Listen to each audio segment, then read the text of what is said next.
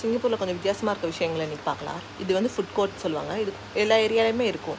இதில் வந்து எல்லா கண்ட்ரிலேருந்து ஃபுட்டு வச்சுருப்பாங்க. நம்மளுக்கு என்ன கண்ட்ரி ஃபுட் வேணுமோ அதில் வாங்கி நம்ம சாப்பிட்டுக்கலாம்.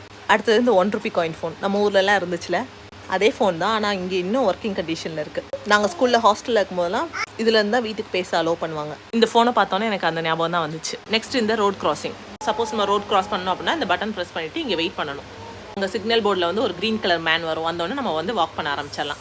அது ஒரு 20 to 30 செகண்ட்ஸ் வரைக்கும் கொடுப்பாங்க. அது டிபெண்ட்ஸ் ஒவ்வொரு பிளேஸ்க்கும். க்ரௌட் கம்மியாக இருக்க இடத்துல 15 செகண்ட்ஸ் தான் இருக்கும்.